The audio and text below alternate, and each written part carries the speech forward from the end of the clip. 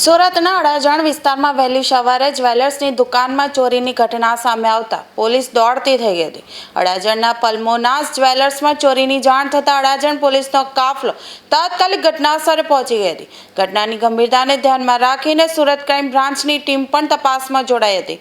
પોલીસે દુકાનની આસપાસના વિસ્તારમાં તપાસ શરૂ કરી હતી અને દુકાનમાં લાગેલા સીસીટીવી કેમેરાના ફૂટેજ ચકાસવાની કામગીરી હાથ ધરવામાં આવી છે।